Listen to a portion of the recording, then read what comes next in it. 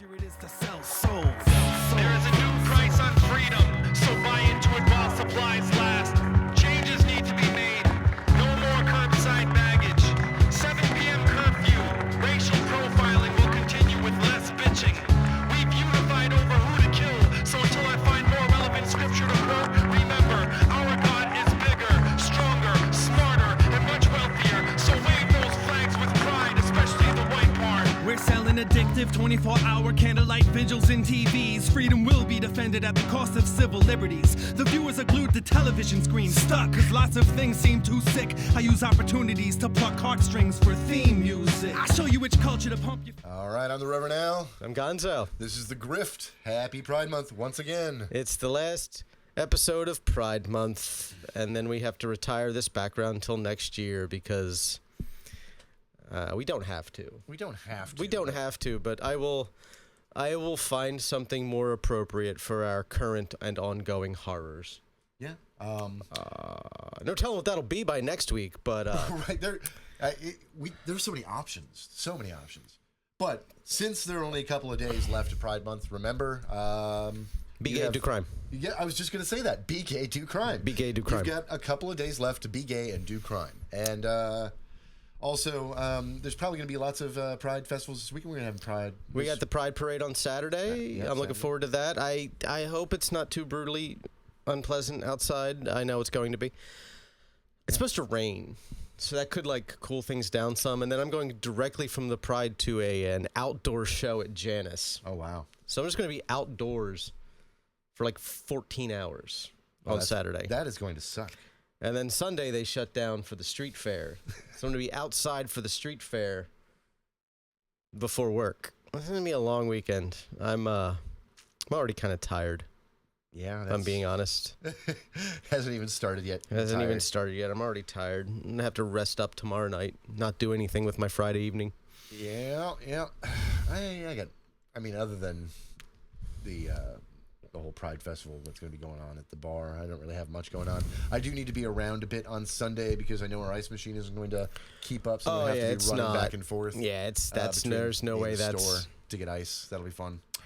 On a normal busy day, the ice machine can run out and be oh, yeah, we're out for a while. So it has been a week. Wow. Yeah. So we had. It's only been a week. Yeah. We'll get into the Iran stuff maybe after we get through the news, because there was the ceasefire that wasn't a ceasefire that is now a ceasefire maybe, but I think they're still firing again. There was the one retaliatory strike. I gotta say, the obsession with thinking that Iran is crazy.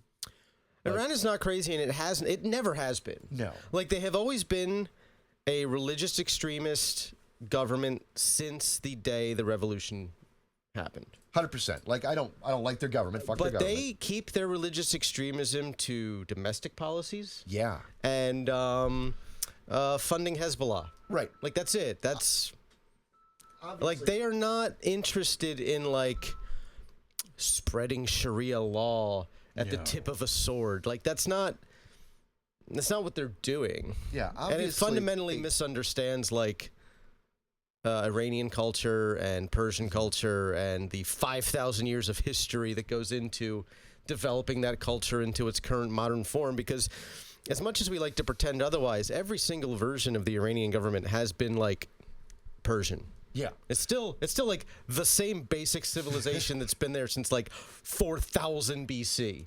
There's surrounded by mountains protecting them from all potential invaders. They fund other groups like Hezbollah, Hamas, for a reason.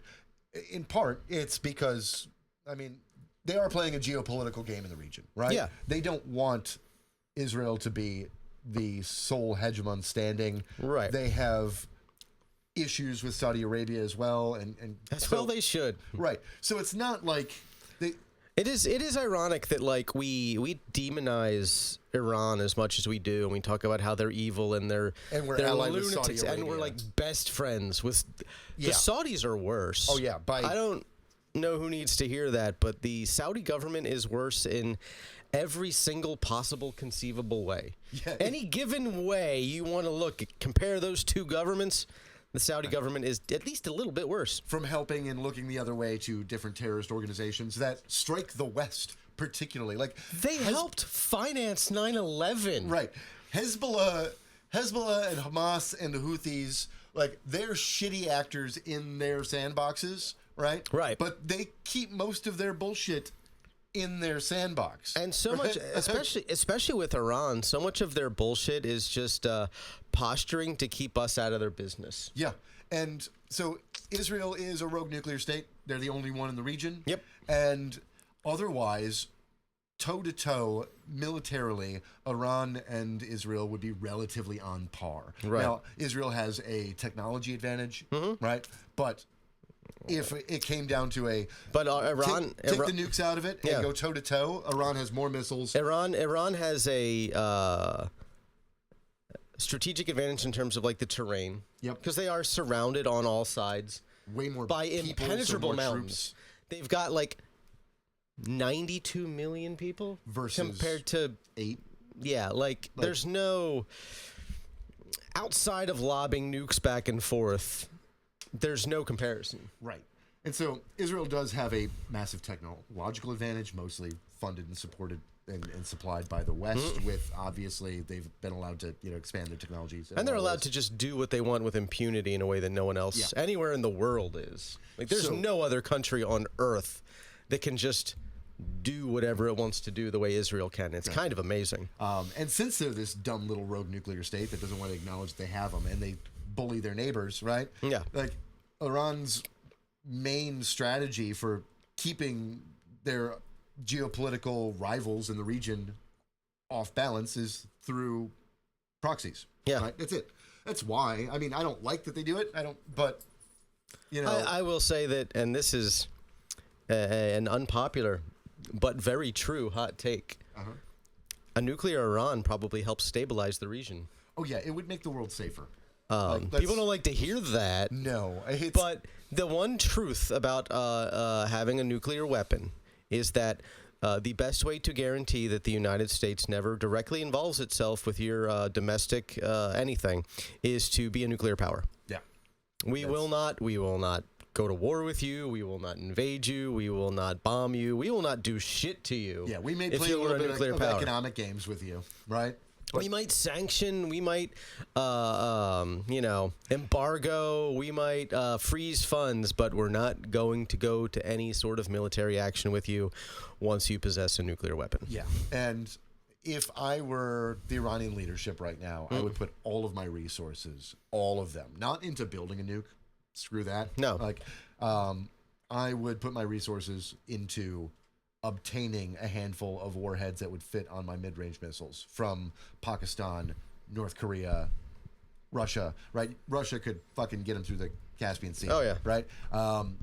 You don't need a lot. You just need 6, right? Like, get 6, test 1. Right? Proof of concept. Test one out in the middle of nowhere or under a mountain somewhere. Set off all those seismographs, letting everybody fucking know. Right? And then from there, you've got 5. You could even just do something to set off the seismographs. Yeah. And give the appearance of having one. Well, see, in order for that to really, it has to be a bomb big enough. Right? That's it has to be like a. You got to shake a whole mountain. Yeah, you got to shake a whole mountain. It has to be like localized so it doesn't look like it's.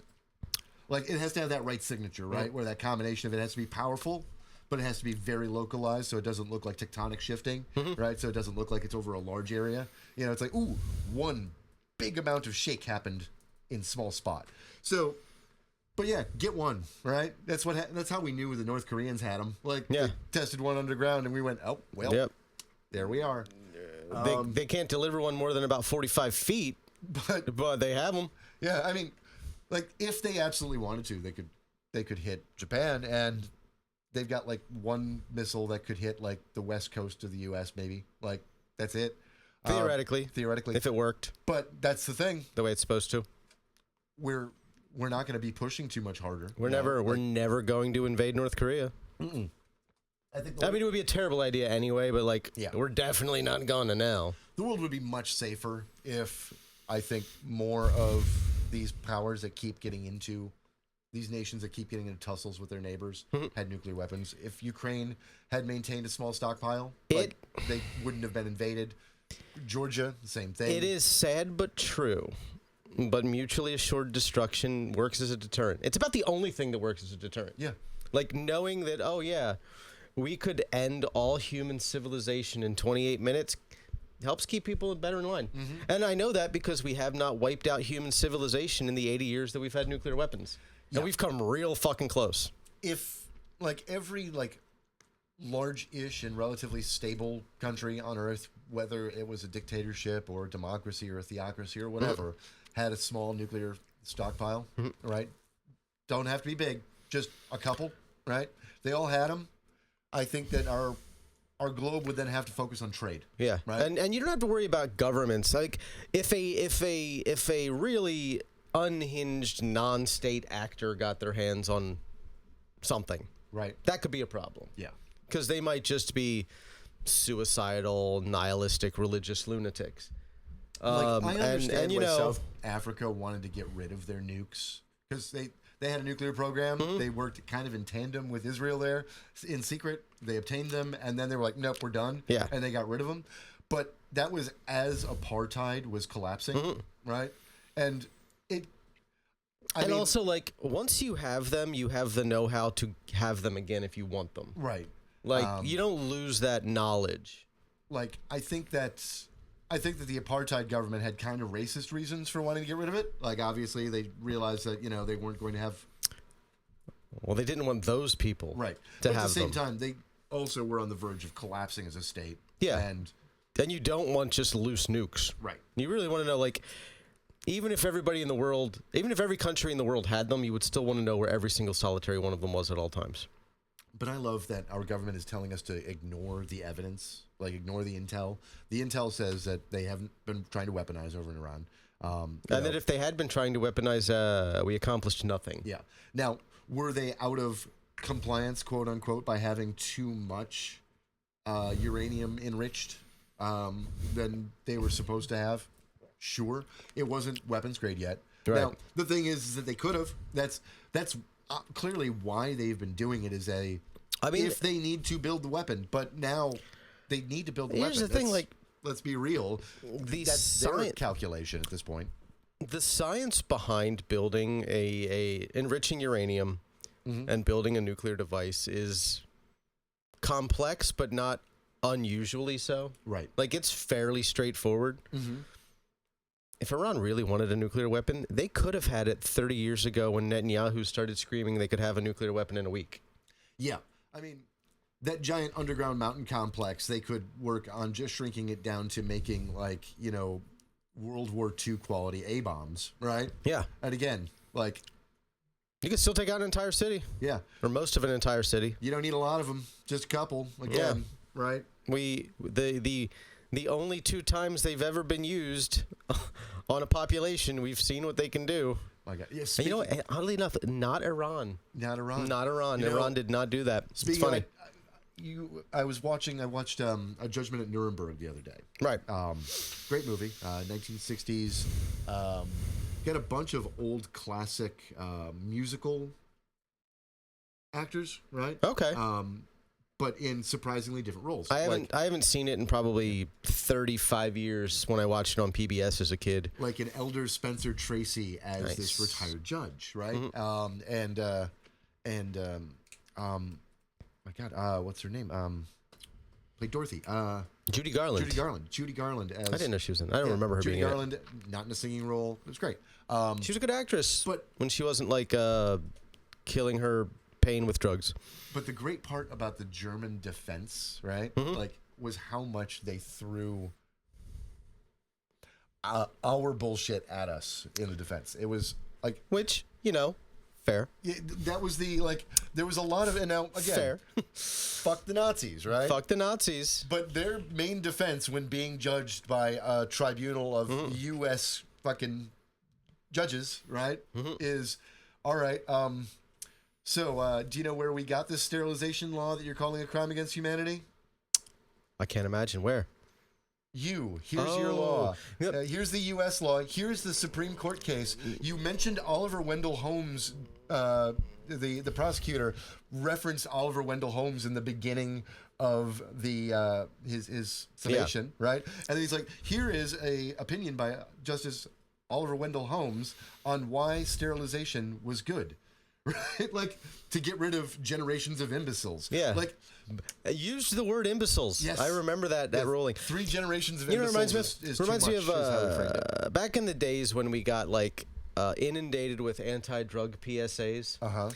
There was that one where this father like storms into his son's bedroom and he's holding a joint. Yes. And he's like, "Where did you learn how to do this?" I learned it by watching you, Dad. I learned it by what? Parents who smoke pot have children who smoke pot. Yep, that's exactly what it was like. And then when they mentioned, like, you know, the mass atrocities and deaths, right?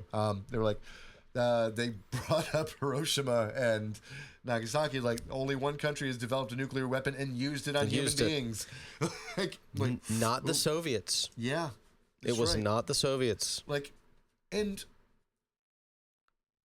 I don't think that we as a country should be constantly moralizing at other people when we're so hypocritical. Yeah. You know, I don't have America bad brain rot, but I think that we badly fail to live up to the espoused virtues we're supposed to have. Routinely. And basically every day. Yeah. Since the founding of this nation. And we do everything we can to virtue signal and wag our fingers at others about it. We hadn't even won the Revolutionary War, and we had already like betrayed the ideals we set forth when we declared independence. Yeah.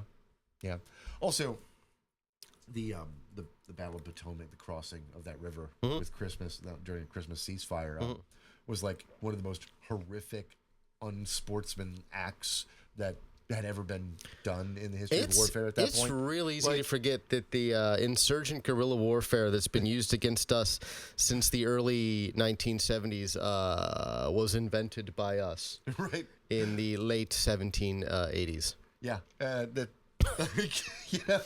the... We did that. We were the first ones. Like, what if we don't just line up and shoot at each other in volleys? What if we say fuck honor and dignity as we're expected to? What if we climb a tree and be death from above? Right. Like shooting the dudes in the bright red trench coats while we are camouflaged. Christmas ceasefire while they're all napping and drinking and partying. That sounds like a perfect time to kill them all. Like we did that. I mean, you know, it's not. It happened. Like, here we are. Drawing British troops as far south as we did because we knew that the mosquitoes would wipe them out. Right. We did that. They're fucking like hot coats and the mosquitoes. The earliest form of biological warfare on this continent. Like, well, take them. Fucking mosquitoes will do it. And they're just pissing and shitting themselves, puking and vomiting, and we're just like, easier to shoot. America.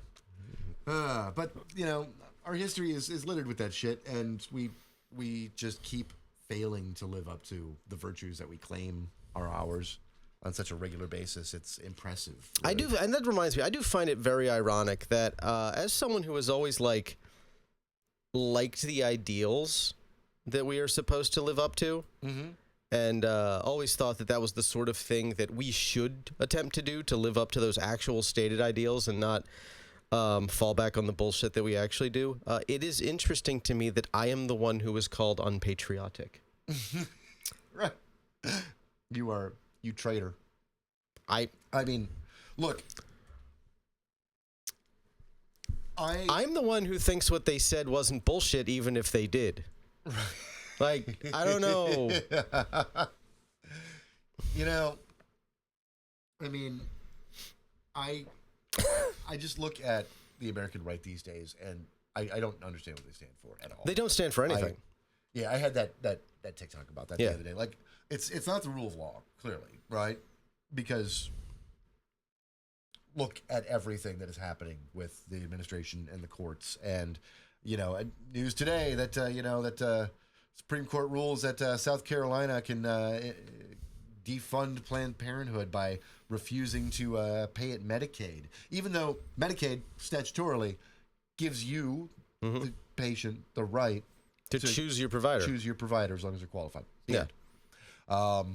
It's been a federal law for a while. They tried this bullshit a long time ago. They've been stopped multiple times. And now the Supreme Court's just like, you know what? Nah. And this is not like, oh, you just can't get your abortion reimbursed. No, this is you can't get your pap smear reimbursed. You can't get your STI screening reimbursed. You can't get a mammogram reimbursed. They provide a lot. You can't get birth control. They provide a lot of actual primary care stuff for women. Like just health care, just straight normal health care.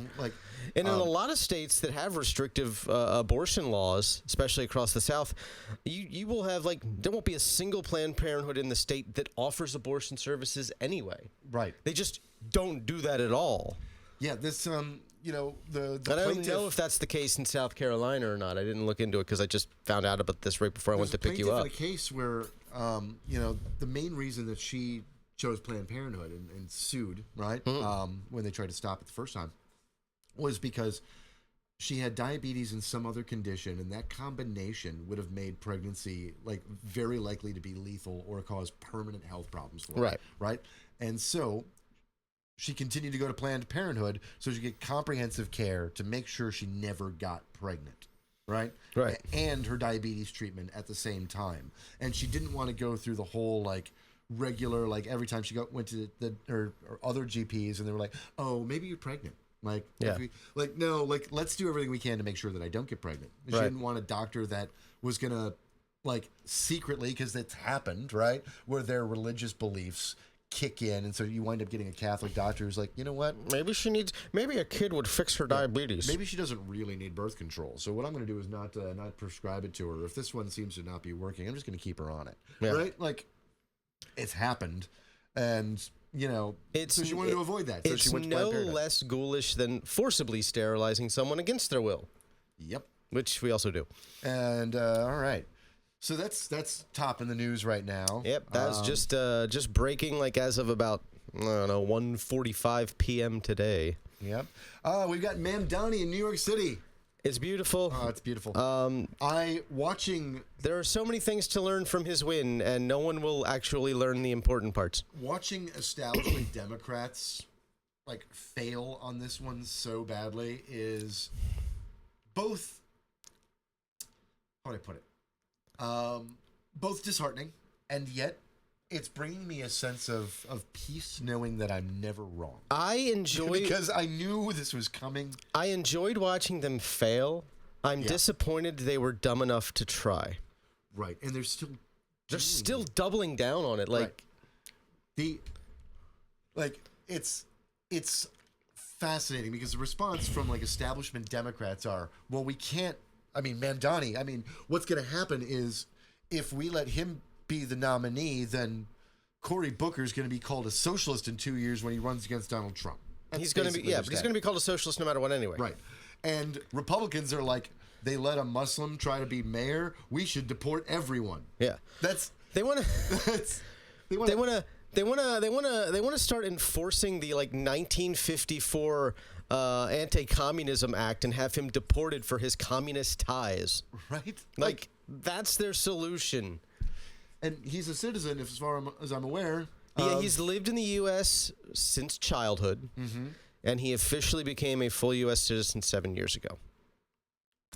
At the age of, he's 33 now, so...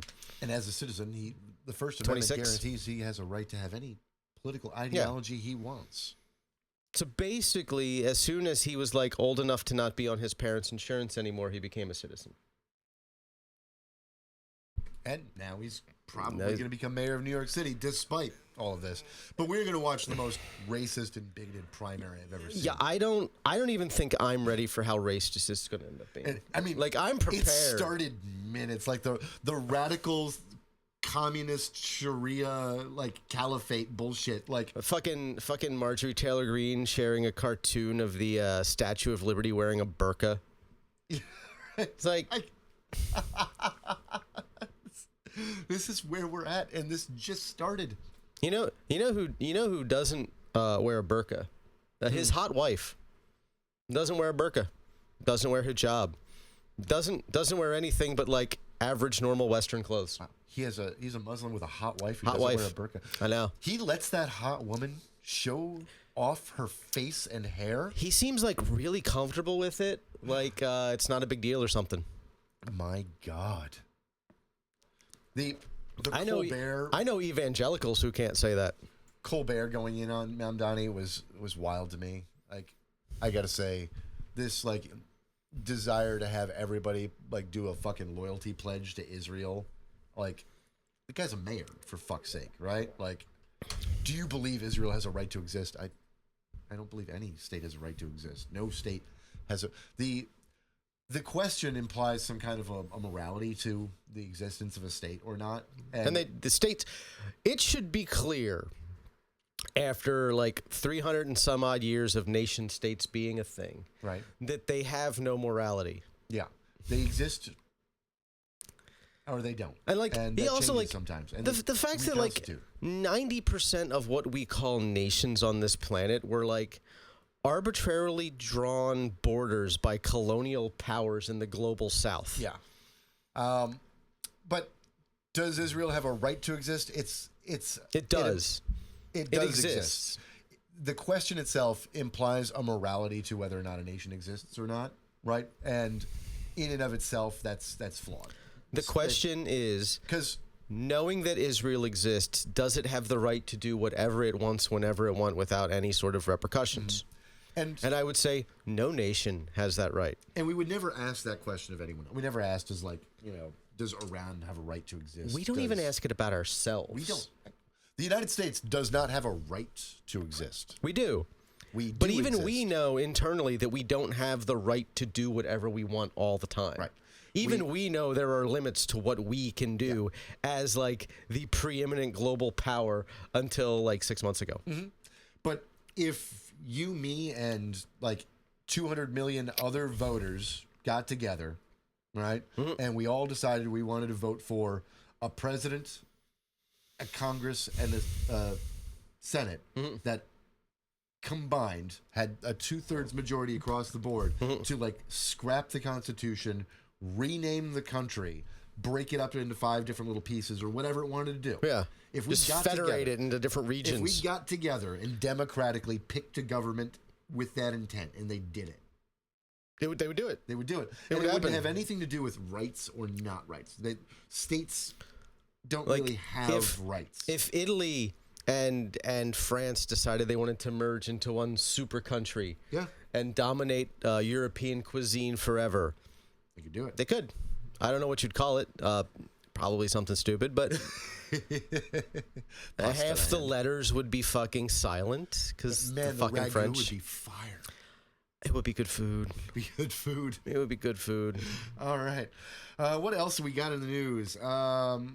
Let's see. So much. I can't even like my brain. I lose track.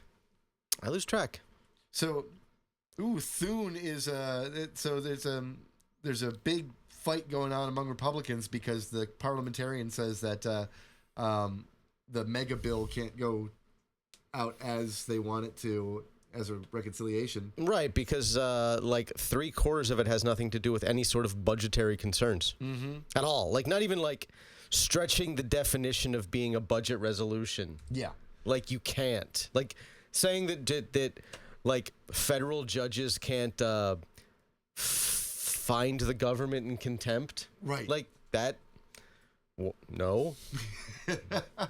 No. How about old Mitch McConnell saying that it's like your constituents they'll complain about losing Medicaid, but they'll get over it.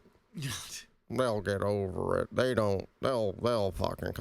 I mean, they'll die. I mean, that's the thing. These guys, the GOP fails to remember that like about half of them, right, are only in office at all because they have like a large swath of like rural octogenarians on Medicaid I am sorry that I forget the representative's name, but it was one of the representatives from Kentucky who was talking about how one of the counties in his district has a single hospital, one single hospital in the entire county.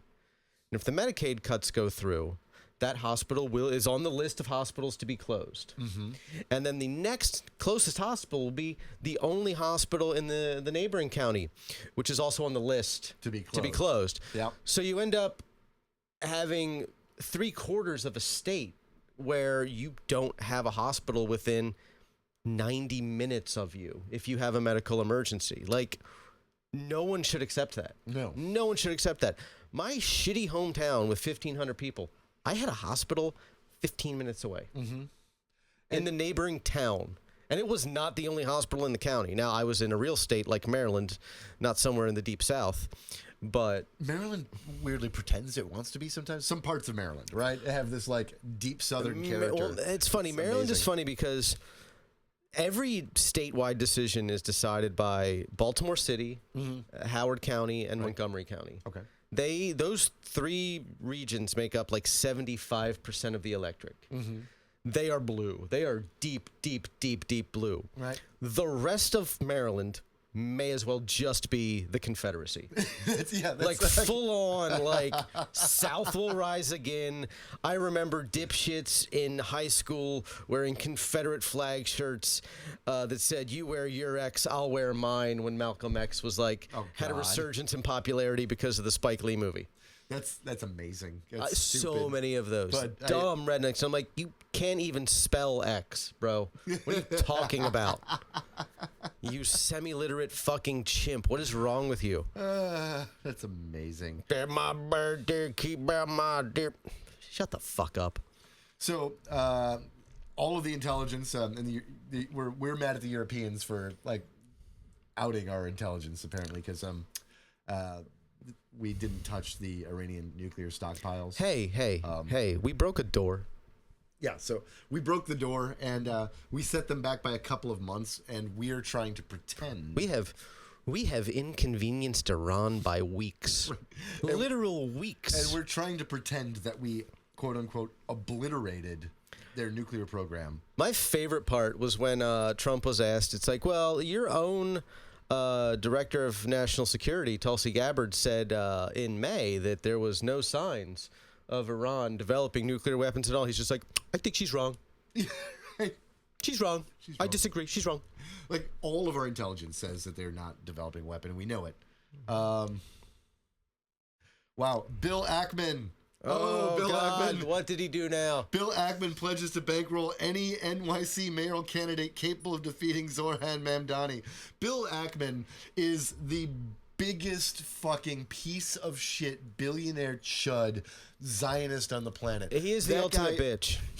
And here's the thing: is he was a big funder behind the Democrats for a long time, and it turns out that he is like an arch conservative, right?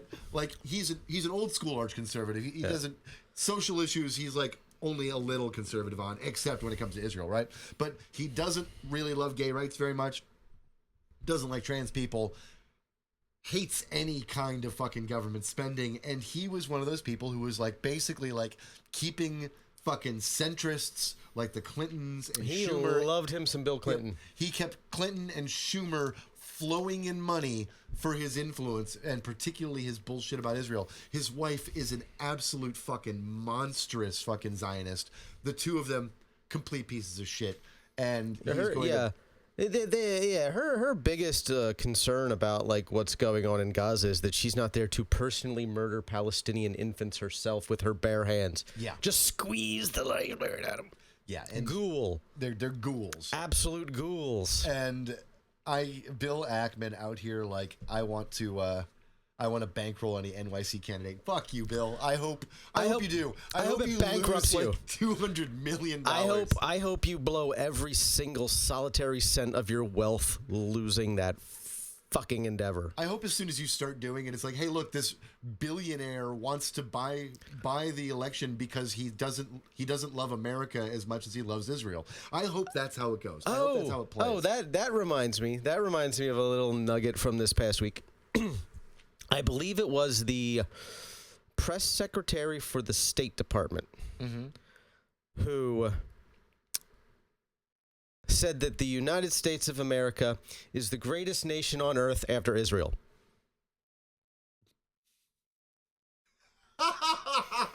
That is like a verbatim quote. The United States of America is the greatest nation on earth after Israel. Oh my God, this is up there with, again, that fucking Tucker Carlson interview of Ted Cruz where he couldn't explain why, like, he had to support Israel. He's like, the Bible says some shit. Like, it's just like, it's like, does that mean, like, the implications of, if you have this, like, weird biblical like literalist, like, love of the state of Israel and its government can do no wrong and you have to support it, like, why are you in U.S. politics? Yeah, like, why are you in American politics? It makes no sense.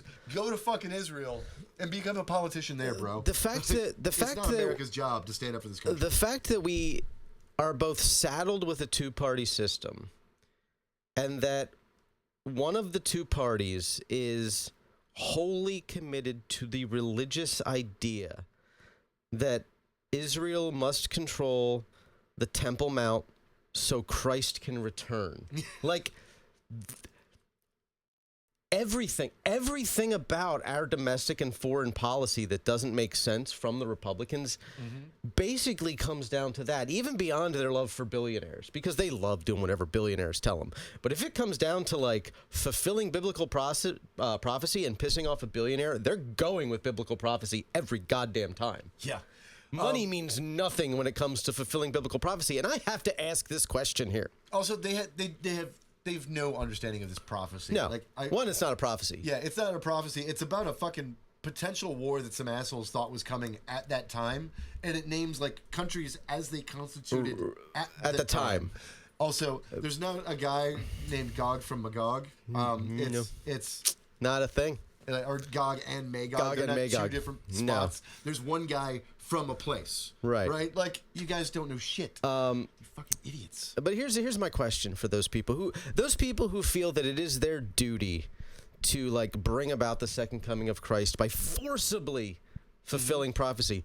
Who the fuck are you to tell God when he should or shouldn't do a goddamn thing? Yeah. I mean, you are telling God what his timetable is for his plan? Right. You fucking pathetic human worm. The arrogance. I know. Fucking arrogance of you goddamn people. Like, these guys didn't read their fucking book, and if they did, like, look. Let me tell you this. Like, the book, like, Jesus as I read him is like, yo, be humble, be a good person, and treat people kindly. And also, don't profess your faith publicly. Just do good work in the world, and people will follow you. That's what he was preaching, right? Y'all look nothing like that. I mean, one, I don't believe it's a thing, right? Like, in reality, but, like, I would not be worried if Christ returned. No, I think most of those people really, really, really should be. Yeah, it's because all their talk about, like, you know, he'll descend upon a white horse with a flaming sword of justice. I ain't the one being cut down, bro. Right. It's the same with the guy who it's going viral because he's like, all you left-leaning Democrats who think you're Christians, you're not getting to heaven. And then he cackles, right? He laughs. Ha ha ha. It's like, do you think Christ, the love thy neighbor guy, the turn the other cheek guy, the your sin is your problem, pluck out your own eye guy, right? Yeah. Like, he wasn't actually telling you to pluck out your eye. He was saying that somebody else isn't responsible for you having bad thoughts. Right? That's what he was saying. It's like, that's on you, bro. That's on you. Right. If I lust after a woman, what should I do? Pluck out your eye. Yeah. Like, you're the asshole. You don't throw a tarp on her. Right. You rip your own eye out. Like, that was the lesson. The guy who was like, get your shit right and be a good person. And even then, that's like, if it bothers you, what you feel, right, you need to do that to yourself. Yeah. It's not even saying, like, don't feel it necessarily. It's like, oh, you feel bad about it? Yeah. Do something to yourself about it if you feel so fucking strongly. Mm-hmm. And, like, the only time he gets volatile is against moneylenders. And the only times he's, like, preaching radically in a way that sounds a little bit violent is against, like, people would hurt other people, right? Yeah. Like, so, and he says that the rich aren't getting into heaven. Those are the things he says. None of this applies to most people on the left. No, I mean, it's, like, as much as there are certain segments of the particularly online left that exhaust me beyond my capacity for expressing. Yeah, yeah, no, that's true. If there is a heaven, there are more atheists there. If the Christian heaven is real, based on Jesus, right, and his teachings and words and works, there are more atheists in there right now comfortably than there are American Christians. And if that's and I cannot imagine a more unbearable hell than having to spend eternity with people who call themselves real Christians, if that's what heaven is. right. Yeah, Like, no, I'm gonna pass. because Yeah. I don't know. Because here's the thing: when it comes to what hell is like, I only know what those people have told me. Right, and they suck. They suck. Of course, they're going to say it could be awesome. But it could be awesome. Like, what? All right, you're the devil. You're cast out of heaven. Okay. You're thrown into perdition. All about free will, by the way. All about he free got will. Thrown out because he thought about like the concept of free will. Would you go out of your way to make things hard for everybody else who was kicked out of paradise? No. I wouldn't. Like, now, I'm not the devil, so I don't know how the devil thinks. But if I were the devil, hell would be pretty fucking cool. like It's got all the good bands. like the character and the place as described don't make sense, because if you were the guy who rebelled against heaven, It's also like particularly over the concept of free will, it's also like all of it is non-biblical, yeah. like entirely non-biblical. But if you rebelled against heaven because of free will, and now your job is to torture people on behalf of God because he doesn't love them anymore, right? That sounds That sounds like propaganda. right. Like if the place exists and it's led by fucking Lucifer, it's probably not a bad place. It is all. It is all titties and beer and awesome heavy metal. All the blow I could never die from, with no consequences. No consequences. No consequences. It's 90% pure fucking Colombian blow, and it won't blow up my heart. Just infinite mountain, like so much that you're just gonna be like, I'm in it until I fell face you're like, first. I'm bored with blow. Right. I have to move on to something else. That would be your only real threat. Right. You might eventually run out of cool things to enjoy because forever is a long fucking time. I don't know if you know this. Right. Like, and then what do you do at that point? You storm heaven, lay siege upon the Lord. because it's eternity, I have a feeling that opioids are very in hell. Because just spend like 3 or 4 millennia doped up in a stupor, like, your oh concept fuck. of time wouldn't matter, right? And then and then you're like, all of a sudden one day you're like, I think it's time to take the universe's single biggest shit ever, and then maybe get laid for a change, right? Like, fucking alternating your time in like a fucking like a millennia long K-hole, and then getting out and doing all of the ayahuasca. Yeah, all of it. Maybe we get to be the machine elves. Do I get to? Maybe I get to like be like, bro, just you need to do more drugs about it. So now that's actually sounds like the perfect like afterlife. Like if you got to go around being other people's trips. Oh man. Like, I would have so much fun, right? I could fill eternity doing that. I could spend so awesome. From now until the heat death of the goddamn universe doing that. Hi, I'm your ego death, and I am here to. Here to help. I'm here to help. We're gonna take you on a little ride. We're going on a trip. Have you gotten naked in your backyard and screamed at God until you fought him? We're going on a magical journey to a mystical land called Hoogie Boogie Land. Somebody out there is going to get that reference. I got somebody. One of you is going to get that reference. Simply because I know half our listeners have been forced to listen to that song by me. So I could spend eternity being other people's fucking trips. Like that would be a great job. No, I'm down. Like if the wooks are right and tripping really does open you up to the universe and the mystical spirits, like oh my god, like I want that job. I want when I die to be the idea your journey. The idea of being able to crowbar my way into a Wook's mind and do whatever I want to him. Oh my God. God damn. That'd be amazing. Oh my God. I need a good trip. I haven't done it in a while. I have unfortunately ran out of time to procure what I would need to do that at Acid Bath on Saturday. That sucks. I just ran out of time and forgot, and the person I would be procuring them from is leaving town for 2 weeks starting tomorrow. So yeah, I dropped the ball on that one. I need a good trip. Because I would have just Ubered from here to the venue to downtown, and then Ubered back, and just been. Yeah, I need a release.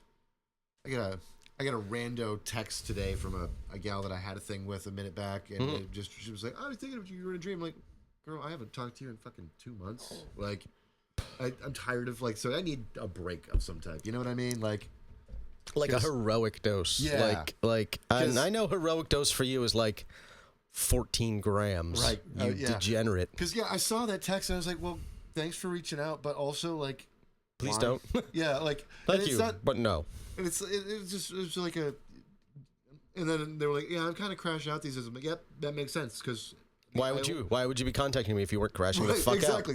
That is the problem with my lot in life with dating these days. I keep making the same fucking mistakes because they're always a problem or crashing out or fucking crazy, or they have a problem with their on off again yeah thing, right? There's only one person I've been involved with where it was like it's a mess. If they contacted me, I'd be like, why are you contacting me? And this is out of all the people I've been involved with, this is someone who I miss more than most of them, but I would be like, bitch, we stopped talking because you went into a religious psychosis and started raising chickens to prepare for the apocalypse. Why are you contacting me? That's fair. It's been... That would be weird, yeah. It's been 10 years. Yeah. Why are you contacting me all of a sudden? Oh, God. And, of course, she was like, annoyingly hot, though. Genuinely annoyingly. We're like, this is inexcusable, almost. That's there's not many people like that where you're just like, it doesn't seem right that one could be that hot. Yeah. And then they're always the craziest too. And then at least when I date them, like if I ever hook up with somebody that hot, it's fucking 2 years before QAnon even becomes a thing, they're like, did you know the Catholic Church is a Luciferian plot to sell children into sex slavery via the CIA? And you're like, oh, God damn it. Why? God. She has like 4 kids now, too. Not a goddamn vaccination in a single one of them. All right. Well, this shit ain't that bad, but yeah, I got fucking... She lives in rural Indiana. I got a gal who I hooked up with a couple of times who was having a crash out and fucking reached out to me. I'm like, please, just, you're nice, but why are you contacting me? How about when you are having a good mental health day, you say, hey, I feel really good and my mental health is doing well. How have you been? Right. Like, why does that never happen? No. Why does that never happen? No, they're like, hey, I've been thinking about you. I'm going crazy and I'm burning my life down, so I'd like to reach out to you. I'm like, no. I know where this goes. Would you like to be kindling? Exactly. Like, I know how this goes. I'm going to maybe have really good sex once or twice, and then this is going to get ugly or stupid. And then the following 6 months is the worst 6 months you've had since the last time this happened. Yeah, exactly. So, No. That's a no. I'm done. Fuck. I decided to get a little personal on the pod today. No. No. Yeah, because between that and my fucking tech support hell in the last 10 days. There are many occasions where I am glad that I am in no form of management anywhere. Watching the ordeal with the point of sale the last 2 weeks is definitely one of them, because just dealing with it as like a cashier using it on the daily basis has been infinitely aggravating. Oh yeah. Failing to fix it 4 times in a row. We're getting another one shipped to us. So the original POS died. So this will be the 4th separate system we've had in less than 14 days. Yes. Including the one that originally died. Correct. Yeah, they shipped us one. Ooh. That one didn't work for some reason. They shipped us a whole other one. That one didn't work. Has not only has not worked, it's stuck on a factory reset test mode with like none of the certificates loaded like on the back end. So it seems that they failed to get the OS installed properly. Yeah. And so they shipped that to me. And I have a feeling based on where things left off when we left, that there's a part of the actual system must be built into the power brick itself. Yeah. Because when the old terminal that should have worked, that was set up properly, but the power brick wasn't working, was plugged in, it was like the same goddamn problem that the new terminal that didn't work had. Yeah. So there's a chip in the brick that's apparently not set up properly. There's some power supply issue bullshit going on with it. So but now in this one, that was the last problem. Twice, right? Boom, boom. Now this one, no OS. The operating system has some fatal flaw in it that it won't go to its load screen. It's a fucking... And all of the preloaded software that's supposed to be there isn't loading. It's a fucking BIOS boot error, basically. Yeah. Which I haven't had to deal with that since, I don't know, I got rid of my last DOS-only machine. Yeah, and of course, from the user side, right, they don't give us any tool to work on that. It's supposed to come in, I'm assuming they get the device like that, they load their OS on it, and they have some kind of troubleshooting mode they can put it into while they're at a computer that's attached to. Yeah, it's supposed to just be, we plug it in and log in and go. Right. We just put an activation number in and it's supposed to be like as dummy proof as possible, but then you run into the fact that the dummies are the company selling it to you in the first place. Yep. That's what happened. So, and that was 52 minutes of my 55 minutes of my day today. The violence I have felt in my heart for these people. If we had a bigger platform, I would call them out by name, and I would start like a campaign, a national campaign against them. But I don't think the like 30 people who are going to listen to this give much of a fuck. Also, all point of sale systems fucking suck. I hate all of them. They do. Oh. It feels intentional. The fees are so goddamn high. It feels intentional that they all suck. Like, it feels like they do that to us as some sort of punishment for wanting to run a goddamn business. Yeah. Like, and since everybody is using card these days and the fees are so goddamn high, it's a pain in the ass. And, like, it's such a giant racket. And this is something that I've complained about before, but I don't think I've done it on the show. The fact that like so many of these problems are because Visa and MasterCard have things they just don't want to legal things they don't want to process sales for. It's like Visa is telling you, no, you're not allowed to use your money in your account with your debit card because it's got our logo on it and we don't like what you're spending it on. Yeah. It's like when MasterCard almost got porn taken off of OnlyFans because they're like, we don't want to support sex work. Right. And of course, there's basically one company that owns almost all of the credit card processing systems in the world. It's fucking First Data. Like they're the big dog behind everything, and they're owned by a bunch of banks. I fucking hate the whole thing. Is a scam. Look, we're all being grifted all the goddamn time. There's a reason why, even if they didn't say it by name, Fight Club takes place in Wilmington, Delaware. Yep. And they blow up what they blow up at the end of Fight Club. This is truth. Did you see that Daddy Trump bullshit? I did, and all right, look. Here's what I'm going to say about the word daddy. You are allowed to use the word daddy in one of two situations. Okay. One, you are a small child talking to your father. Or you are in some sort of consensual kink relationship where that's a thing that you do sexually. All right. If you are using the word daddy in any other context, especially if you're talking about a fucking politician, I don't care if it's Donald Trump or anyone else, that's fucking weird, dude. Right. That's fucking weird and gross, and you should stop it, and I will kink shame you for that. I will do it in a a ironic way, right? And in a humorous, satirical way, like, ooh, what's up, daddy? Yeah. Right? But that's different. But also, that is implying the thing. That's not. I know what I'm implying. I know what I'm saying. We know why we're doing it. It's like if you want to talk bad about your president, you got to call him daddy first. What? No. No.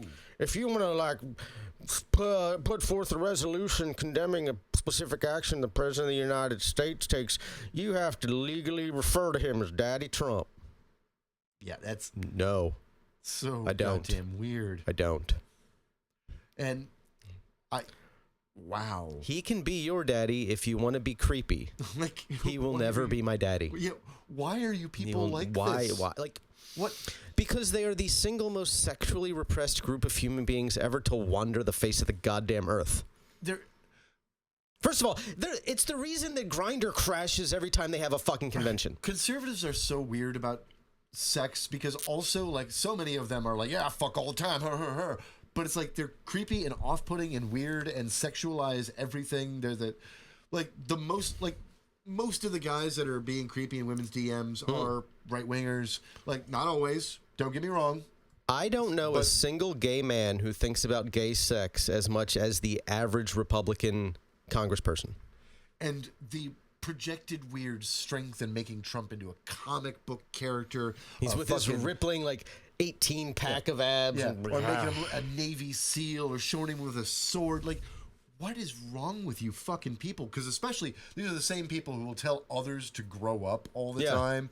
And if you, happen to be, a dude into anime or something, they're like, you're a fucking child. With fucking queer shit. You playing video games like a queer? And you're like, you made Donald Trump into a Templar Navy SEAL with an American and the weird thing is, tattoo. The only other person they do that to is Jesus. Right. They portray Jesus too with which they don't even show Jesus that much. Their obsession with but I'm always Trump thinking is of that one image of that super ripped Christ on the cross where he's just breaking the arms of the cross and it's still nailed to his fucking forearms. Right. And it's unironic for them. They buy into that for real. Because American evangelical Christianity is not Christianity. I don't know what it is. It's a weird death cult, but it ain't Christianity.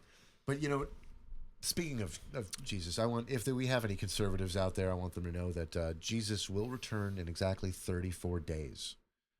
Jesus is coming back in exactly 34 days. 34 days. World. And so if you want to know more information about this, you can actually read on the prophecy. Google Jesus will rule in 34 days. Actually, the easier Google search is just Jesus rule 34.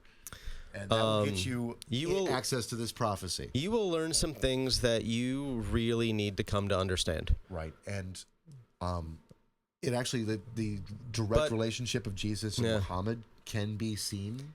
Interestingly enough, you won't need to understand to come. No, you won't need to understand to come. So, Jesus rule 34. He will rule in 34 days. Google it. And don't just trust the fucking AI, little fucking blurb. Did you see? Speaking of the birthright citizenship ruling is coming soon, huh? Oh, God. Oh, God. I really don't like that. I don't like that.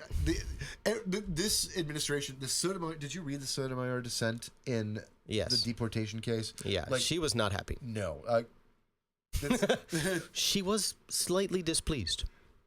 Basically called the majority lawless at this point. Well, they are. They are. They don't care about precedent. They don't care about their own previous rulings. They don't care about the Constitution. Yeah.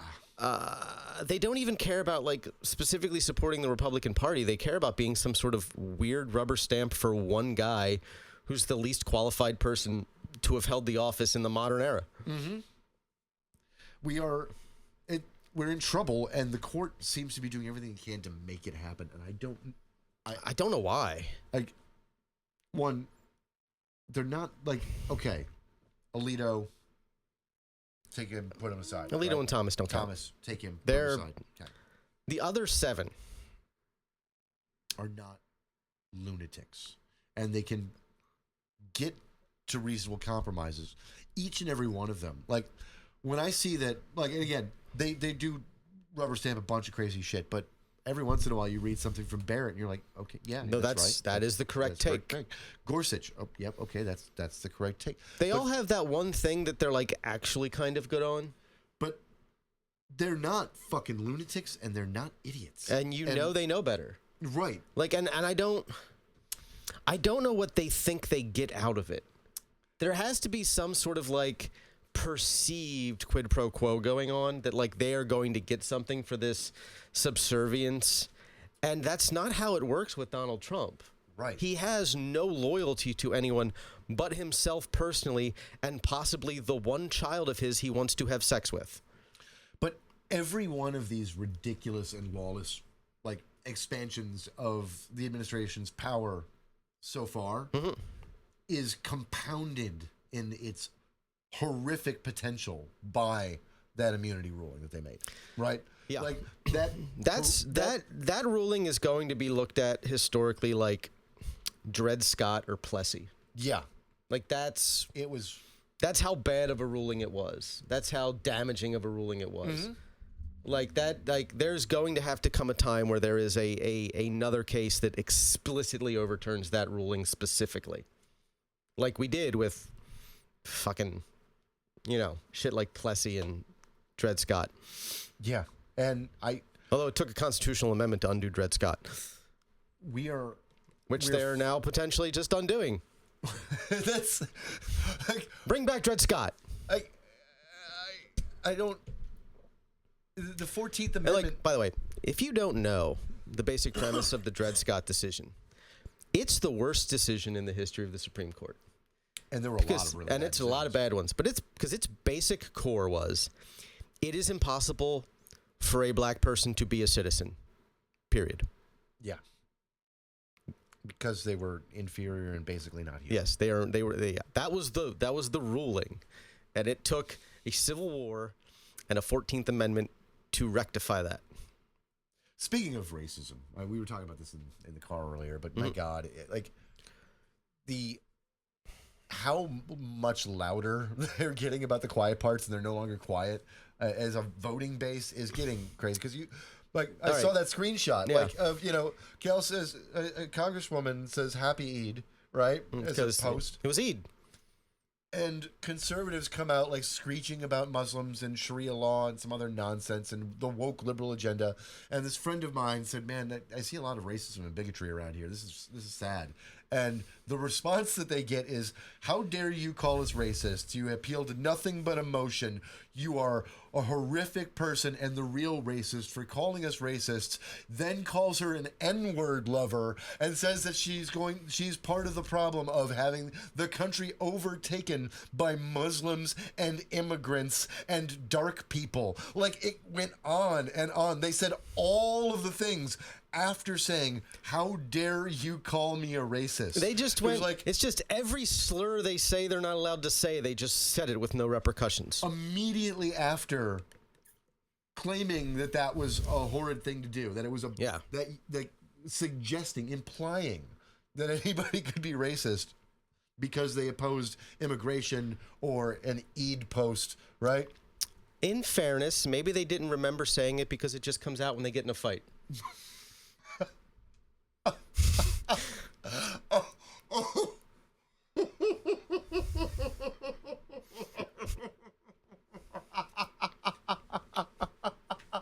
No one is going to get that joke except for him, and that's okay. That's okay. That was a conversation I cannot believe I just stood there and listened to. Fucking Javier was at the bar, and he looked at me and he just goes, I don't know how you keep it together. I don't know how you do this. I'm like, oh. I go back in the walk-in, and I deal with it. That's how I deal with it. We just looked at each other when they were saying the thing, and I was just like, bro. I think I know why you got jumped by 4 people. I have some inkling as to why you were jumped by 4 people in a gas station parking lot. Oh my God. I was so amazed by that. And just, I'm not going to name names or give the situation away, but just, that's an inside joke that just blew me away. I love you, buddy. If you know us personally and you need to know the details, I'll fill you in. Oh yeah, just not pull us aside and ask publicly here. That person gets shamed publicly enough, honestly. Fuck. So what else we got in the news? It's a sad fucking world. Travel ban includes exemption for World Cup and Olympic athletes. Oh, that's nice. So their athletes get to come, but their citizens don't get to come cheer them on. We're gonna lose billions. The way things are going, I don't know about the World Cup. Mm-hmm. I won't be surprised if the Olympics eventually tell us to go fuck ourselves.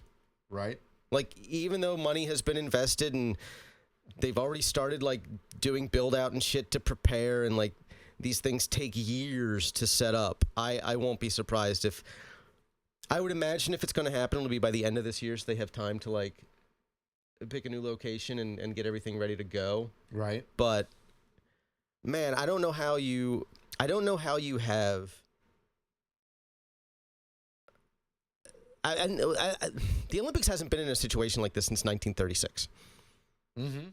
Which I don't know what else to say. Like, we are in 1936 Berlin when it comes to the fucking Olympics. Yeah, the rapid and even then they weren't as weird about like letting people come for the Olympics. Right? Like, it's also very weird. Like, they were happy to have people come in and see how awesome they'd made Germany. Yeah. In just a couple of years. They were happy to show everything off.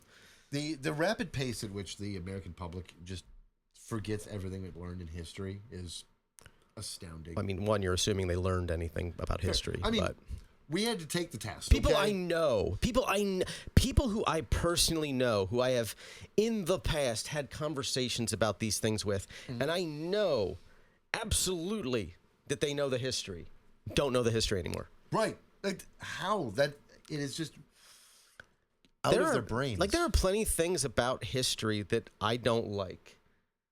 That I would prefer if they were different. That I would prefer if there weren't like modern analogies to. Because like, history doesn't repeat, but it does rhyme. So you can see the patterns and recognize the trends and see when things are similar, at least. Right.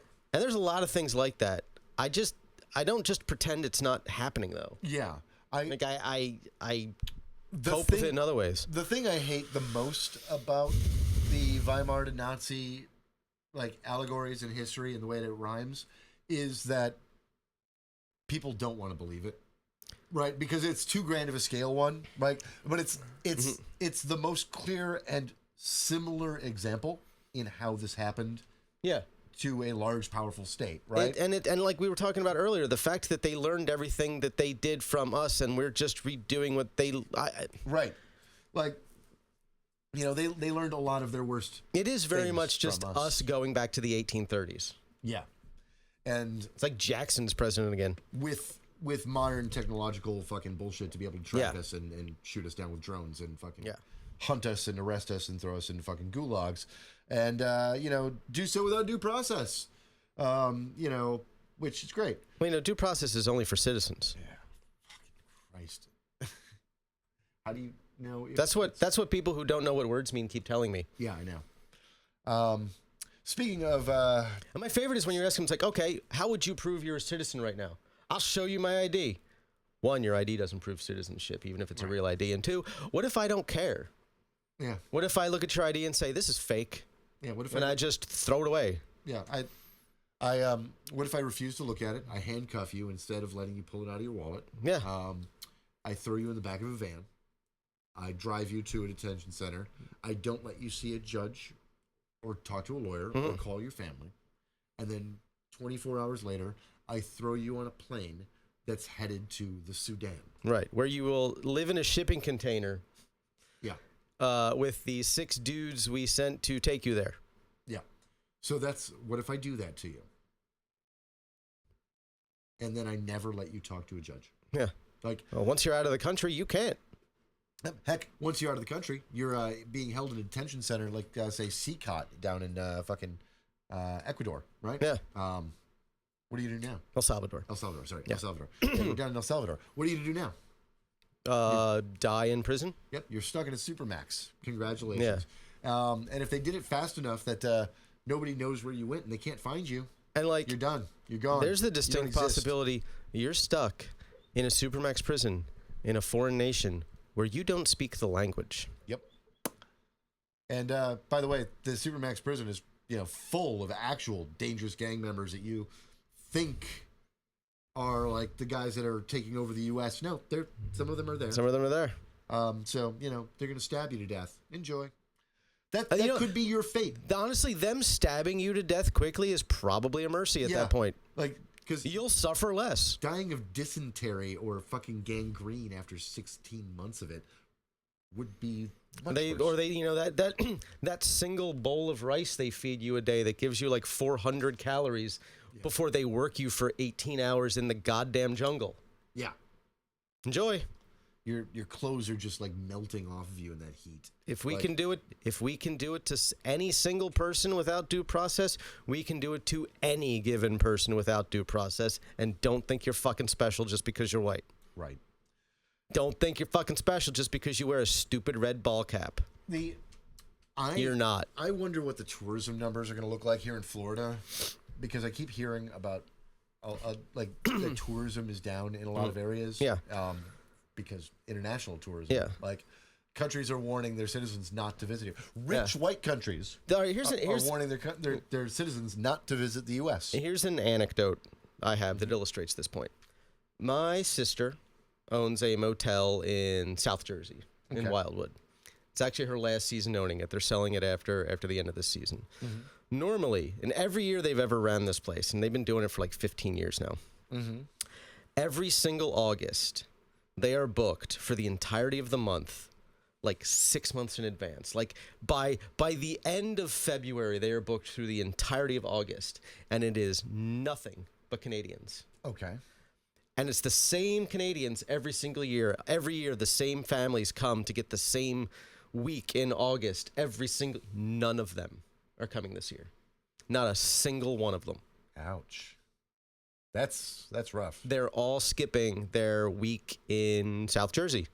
That's millions of dollars in lost revenue for Jersey. Yeah. Like what? Yeah. Your sister, it's hundreds of thousands or tens of thousands. Whatever, right now, in cash, but now they've been able to like recoup that through other people taking the rooms, but it was a guaranteed month of every single unit being filled every single day of the month of August, 8 months in advance, and like, knowing you had that month. Yeah, and if you filled that with other people, that's great, but that means that those other people are other folks that would already be coming through the area. Right. They're not the additional non-American money. It's the extra money. Like international tourism brings in extra money. You guys are worried about the deficit all the time. They are people from Philly who, instead of just driving to the shore for the day, are going to get a hotel and stay for a couple nights. Yeah. Instead of bringing in Canadian money spent in the U.S., where it gets to just become part of our economy. Right. Because when you're an American and you spend U.S. dollars in the United States, you are just transferring funds around our economy. Yeah. When you come from another country with your foreign money and you exchange it for American dollars, you are creating American dollars in the economy. Yeah, they did not exist before. Yeah, new money into the system, and you're taking a resource out of another country, right? The resources that are implied in the cash transfer, right? And bringing it in here. Like, it's beneficial. And but no. And like, it's not like you can go to the beach in Canada. Yeah. I mean, you can, but it's not the same. They suck and it's cold. You're not gonna go. You're not gonna want to go swim. Even in mid-August, you're not want to go for a swim in like the North Atlantic off Nova Scotia. Ooh, let's see. Another settler attack in the West Bank. 3 Palestinians killed. Just fucking, yeah. The West Bank settlers might be the worst people on the face of the earth. Yeah. If there was a group of people that were actually generating a reason that a country not only doesn't have a right to exist, but deserves to, have its fucking population bombed to shit. The West Bank settlers. I mean, they're creating every moral justification. Because if their government won't rein these people in, let's be clear. Fuck them. Under every possible metric related to international law, everything every West Bank settler is doing is explicitly and unambiguously illegal. Yeah. Everything. Being there is illegal. Living there is illegal. Taking over people's homes is illegal. Taking people's land is illegal. The fact that they talk is like, well, nobody else was using this land. I mean, except for the people who were living there that you pushed off of it. Like, what are you talking about? Like, at least be honest. And, I will say this for some of those settlers. A lot of them are honest. A lot of them just like, fuck them. I want these rats and vermin wiped off the face of the earth. People, our media doesn't ever show it or cover it because, one, it's on the other side of the world, and two, because it's unusually ugly. But there are massive marches in Israel calling for the death of all Arabs, and calling them vermin and cockroaches and rats, and using the exact same language that the Nazis used about the Jews about Muslims and Arabs, large marches that happen, and the Unification Day ceremony, march every year, when they became a country, they treat it like it's as an outsider, which I am. Yeah. It's easy to also forget that, after the United States, actually even more so than the United States, I'm gonna change that. They are the only country more so than the United States where you could say they have been hyper propagandized successfully to believe the government line about their own history. Yeah. It's American sectionalism on full blown horse steroids. Oh, absolutely. I mean, and they don't know that they buy into all the propaganda, and they don't fully understand that they've been propagandized. Yeah, I mean, because it starts so young. And what's wild is that they have a lot of really good. The whole new historian movement in Israel did a great job of being because Israel made every single scrap of paper that they could get their hands on from the War for Independence and the period leading up to it, classified for decades, right? Yeah. And then 1979, they opened up the archives temporarily, and a flood of historians go in, start reading papers, pulling out fucking documents, publishing things, and then the government went, "Oh shit," and classified everything. Yeah, again. We don't really talk about that. The first people who went in there and really settled the area were Nazi-backed terrorists. Right. And that they explicitly, their leaders explicitly talked about the Palestinians as indigenous, and that they would be forcing them out, and how they planned to exterminate towns and displace people. A huge even pro-Zionist right-wingers who are honest historians in Israel yeah, we committed an ethnic cleansing. That was fucked up, but it was necessary because the Jews deserve a homeland. Yeah. Right? We deserve it, so fuck them. But yeah, no, those were definitely war crimes. Yeah. Yeah.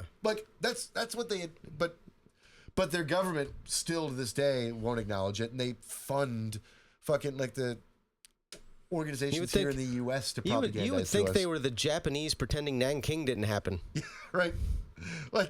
And oh boy, do they pretend Nanking didn't happen. That's why China still hates them. Not just doing it, but 80 years of I don't know what you're talking about. What? Well, I don't know what you're talking about, bro. That I don't. Never happened. I'm not so sure about that. What's a comfort woman? We got a lot of really good data on how to cure hypothermia, though. So yeah, fucking Africa's popping off Central Africa having a bunch of tensions, bomb blasted in fucking. Again, this probably wouldn't happen as much as it did if Europe hadn't just drawn a bunch of lines on a map and said, "You're a country now." Yeah, and fucking Jesus Christ. Kenya has massive protests, and the government is calling it a coup attempt and shooting people. And I don't really recall hearing about those kind of tensions in Kenya before. No, not in a it's long usually time. I've always. From what I'm not a scholar on Kenya or anything or their history, but they've always seemed like a fairly stable, internally stable country in the region. You don't hear about them like you hear about Democratic Republic of Congo or South Sudan or Chad or any of these other countries where it's historically they've had post-colonial problems. Yeah. I mean, Kenya had off and on post-colonial problems, but not to this scale, and at least not in a hot minute. God, one of the worst crimes that colonialism did, aside from doing all the colonialism, was that on their way out, they left without leaving any expertise behind. Yeah, they left nothing except a power vacuum. Yeah, and that was often filled by just like the most violent person who was willing to take the fill that void. huge whole populations where, you know, nobody had been educated to do any of the jobs that needed to be done to run the fucking state. Because if you taught them, they might overthrow you. Yeah. So you wound up having these weird situations. I was reading a lot on it, and a couple of years back, and like you'd have these weird situations where like the like manservant or like secretary, not in that like paperwork way, right? But like the like assistant for a urban planner, yeah. right? Would have to become the urban planner or the civil engineer because he was the only one like that had been told anything, right, in proximity to like their civil engineering, right? So now he's the head of planning because the white guy that was the head of urban planning left, right? And this guy who had like basically the equivalent of like, you know, a 4th grade or 5th grade education had worked for the civil engineer for 10 years. So he at least understood what the guy did. Right. That's how he got the job. Not he understood the job. He understood what his boss had done. He understood his in theory what the job was supposed to do, not how to do it. Yeah. And he obviously read some of the documents and you know, had a familiarity with the world. So now that's the new head of civil planning for a fucking country. That's how they got there. And like, you know, who then is the guy teaching his deputy how to do it? Ian, you know, you look at him, like he was the only black officer, and therefore now he becomes the head of their military, and then boom, military coup, right? Yeah. And he was a monster for the Brits, and when the Brits leave, he's just the monster who takes over his country. Reminds me, I haven't watched the Last King of Scotland in a while. That was a pretty damn good Forrest Whitaker performance there. I should watch that one again too. It's been years. Like I haven't watched it since it first came out. We should do that as maybe one of your shift movies. Put it on. Yeah, learn those motherfuckers something. It's got to be on Plex if it's not on streaming. I'll have to check that out. Yeah. But yeah, that Last King of Scotland, great flick. You should check it out. Not that I get to watch shit when I'm working the bar, but like we can teach the people. God, fucking Trump. I have victory in 12 days. You dropped a couple of bombs, bro. Yeah, I'm surprised he didn't print a mission accomplished banner twice as big as the last guy who did that shit. He's out here just like crowing about how great his military. I'm gonna stretch a mission accomplished banner between my two 88-foot tall flagpoles in front of the White House because we won. Give me a Nobel Prize. My son says I deserve it because it would be racist to not give me one because they gave one to Obama. Obama. That is something Don Jr. actually said. That if they do not give his father, Daddy, I should say, the Nobel Peace Prize, it is only because they are racist against white people because they gave one to Obama. Wow. Now, I will say, I don't think Obama deserved his when they gave it to him because he basically got one for saying, hey, what if we deproliferate? Right. That was it. I didn't think he deserved it, but... I mean, I also don't pay much attention to who gets it. Yeah, I like when it means something when it's like a Mandela or some shit, right? You know, but... You know, or it didn't end up working out the way it could have, but, you know, Arafat over the Oslo Accords. Yeah. Like, I know it was like, it should be rescinded. I'm like, that's not how that works. Right. Like, also, shit fell apart because one half of the equation was assassinated by an internal militant. Yeah. And then the Israeli government stopped doing anything to support the Accords. Like, right. And the Israelis fucked up the Oslo Accords. And these were accords that were preferential to the Israelis. Yes. Like, they benefited the Israelis more than they benefited the Palestinians. And then they went back on their end of the deal and started brutalizing the people again. Like, this all could have mostly ended 30 years ago. You know, Arafat had an airport named after him, an international airport that was in Gaza. Had. The Israelis bombed the shit out of it right at the exact same time that they basically barricaded all of the Palestinians inside of Gaza and said you can't fucking leave or trade or do anything. So it's not Arafat's fault that the Oslo Accords fell apart. No. This is a weird one. North Korea to open beach resort as Kim bets on tourism.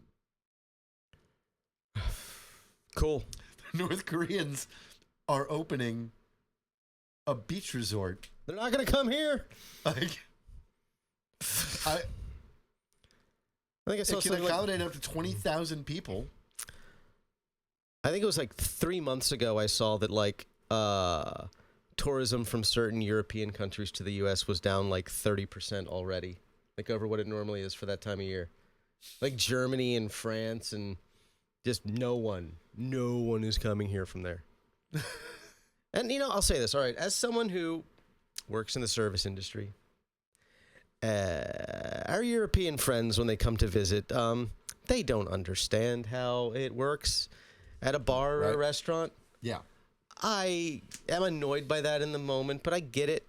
I understand. Right. But also, like, I don't know, maybe if you're going to another country, learn how they do things there and abide by their rules. But at the same time, I get it.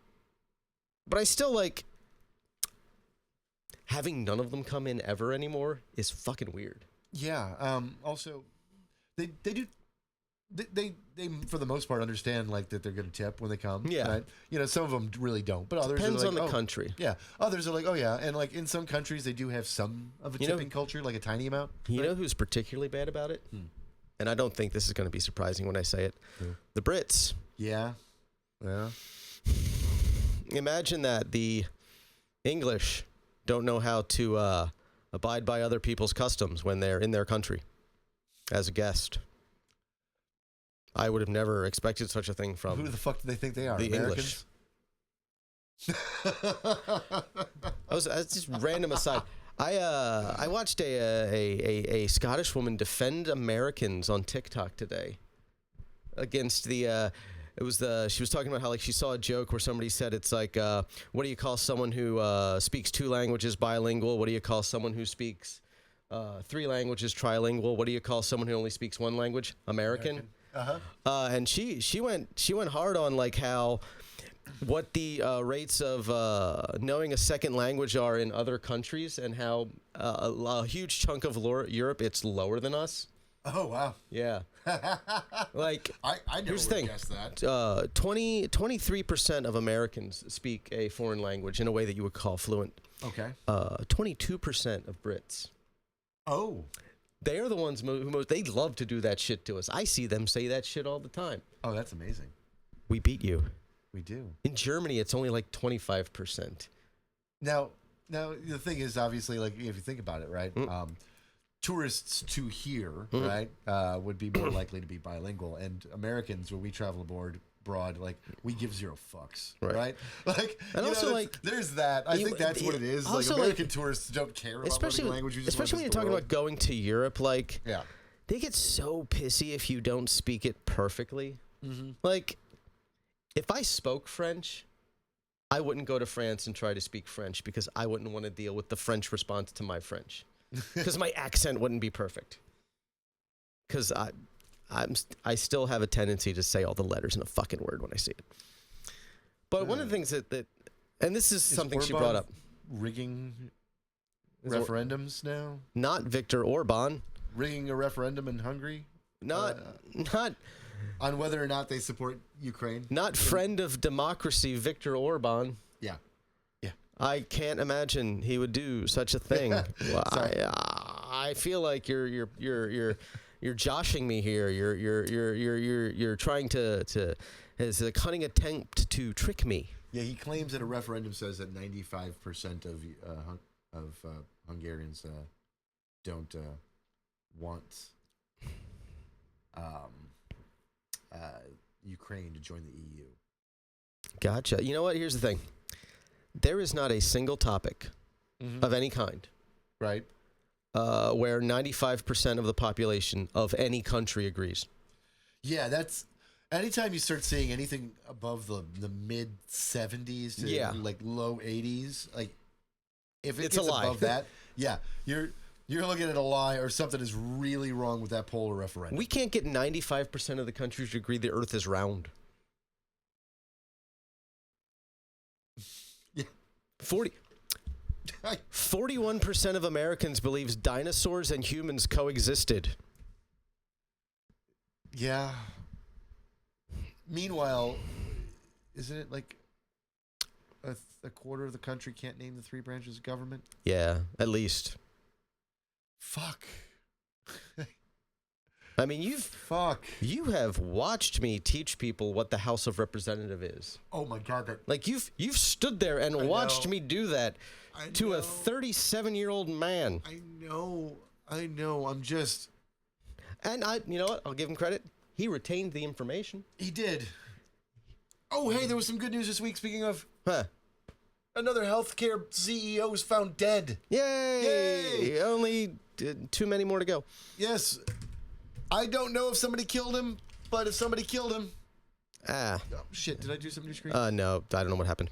I think It's I might have fine. bumped you. Yeah. But It's fine. If somebody, I did something to the screen. I'm sorry. I mean, it's the editing software you accidentally opened. If somebody killed this guy, Good bravo. on you. Good job. I hope they never find you. Yes, I want to thank you. I hope I hope you keep doing it. Yeah. If you find a way to assassinate billionaires in ways that the police will not be able to determine whether or not there's foul play, and they just Keep dropping. keep dropping, You know what I do like? keep up the good Here's work. the thing. It doesn't matter. Show us your magic sauce. What please. I love that we have created a situation where if a healthcare CEO just dies of natural causes, people are going to be like, I wonder if he was killed. Like, that's the climate we've created. It's like, well, did he die of natural causes? Yeah, I mean, you know, None of their families will believe it. that would be great. And we live in a fucking post-truth fucking world anyways. Right, you know? like, the epistemological fucking cesspool that is the American body politic. Like, nobody knows what to believe anymore. It's sad. Like, and it's not that hard to. and especially when, truth. like, we all have the sum total of human knowledge in our hands, just right there waiting. You like, and I get that, especially in the last 7 or 8 months to a year, finding something on a search engine has become unbelievably annoying. Yeah.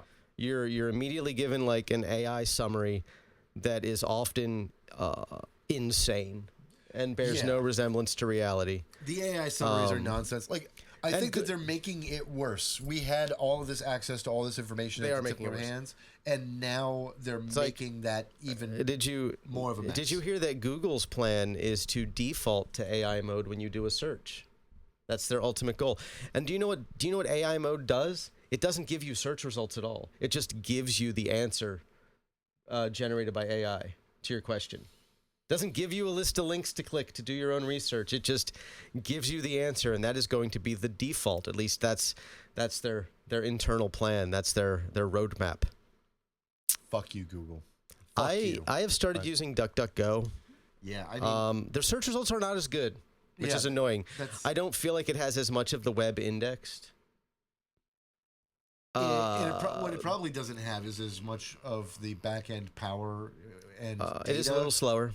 Like the power and data combined to feed you the information in a way that it needs to get to you, but because that's the advantage to all of this algorithmic bullshit, right? Is it knows shit about you. It knows what you want to hear, which is also part of the problem. Right. But sometimes that can be truth if you're somebody who searches for the right information. I know. I used to be able to find. I was really good at like formatting a search query to find exactly what information I needed when I needed it. Like within the first 3 or 4 results, I would have like, oh, this is what I needed to know. Yeah, and that's not the case anymore. I was trying to figure out. I saw a trailer for a movie. We went and saw Sinners a second time. We saw a trailer for a movie, but I didn't catch the title, and it looked cool, so I wanted to find it out. And it was like nothing I could Google based on like the information I could remember would tell me anything. It took me like, and then I was actually like walking to the movie theater the next night to see a different movie. When like a possible query just popped up in my head and I typed it in and I got the result right away. But it took like 8 hours of me like being annoyed, not being able to figure out what to search for to find the answer to this. What is this movie question? Because I didn't know any of the actors, I didn't know the director, I didn't know the name. So you had to have a concept. That's really hard to do. That's a shame. I finally found it, and it looks cool. It comes out in August. It's called Jimmy and Stiggs. Okay. It's all practical effects, little splatter film. All right. Independently made, shot on 16 millimeter. Nice. Everything I want in a trashy horror film. You know, I think another thing that's a problem is we're 26 years in since the Digital Millennium Copyright Act. Yeah. Right? And I think it has made the internet worse. It has. In so many ways. Like everything used to be available. And even after it was put into effect, right? Because it was so unenforceable for so long. Right. Right? Like it's first basically like 8 years of existing, you couldn't enforce it much at all. Right. And then the next 10 years, it was hard to enforce, but increasingly getting more enforced. As soon as it became enforceable, we just ended up with an endless barrage of copyright trolls who are ruining everything. Yep. And websites that we have, the tech industry has condensed into just a small handful of companies that own everything. There are only a few places we all go for everything. Yeah, it's either Meta or Google or that's it. That's it. It's basically everything. But so you got very few choices, and they're afraid of violating the DMCA, but they love the DMCA. Right. So between those two things, yeah, you can't find shit anymore, and it's all being scrubbed off the net. Like the access and availability of the internet when we were young and younger. Oh, like, man, 2005 internet was, everybody had just gotten broadband. Yeah, and people setting up their own servers and pages, and you could do this and you could do that. So, oh my God, I just learned about the wildest fucking thing. It was a prank that was played on a guy for like years. Okay. And so these two guys get a hold of this dude. He's 19, living in Chicago, right? 19 years old. And they like, I think I know what your story you're going to tell. They wind up like sending him like information, like where it leads to him, like they suggest that he's like going to save the world. Yeah. And they send him tickets to Minneapolis. They have details about his life. He goes to Minneapolis. He solves these puzzles. And they're like, he learns more about whatever this bullshit is. Goes back home. A year later, they find him again with more information about his life. And this time a ticket to like New York. He goes through this fucking staged fucking musical about his life and how he's going to save the world in the future. And there's this whole story about how somebody is like his son or some shit like from the future that was sent back in time to stop him from doing a thing. And they know all these things about him. They have an art exhibit about his life set up in New York. It's the most extravagant fucking, they know everything about this guy and all these things. And finally, they let him know that it all started when like these two dudes randomly stumbled across, like he had created an early social media site for himself and his friends and family in like 2002, 2003, which was like a little blog and like update space where he and his friends like used it as like a private social media. They had found this webpage, that's this website that he owned, and they just stalked it for a while going, oh, this is really fun. We're just watch this. And then they got this idea that like all the practical jokes that they ever saw like usually like hurt people and made them feel bad, right? And instead they wanted to take one person and make them feel like the fucking savior of the universe. And so they did this years-long prank involving stage actors and puzzles and like a comic book about his from the future about his life. Like, this is amazing. Wow. Like, yes. I just heard about this thing. I was like, this is fucking. That's amazing. Like one of the greatest stories I've ever heard. How do you Look this up? or like, what do you do if you're that guy? Like, And then you find it out. You're Yeah. like, what do you mean the last 14 years? What?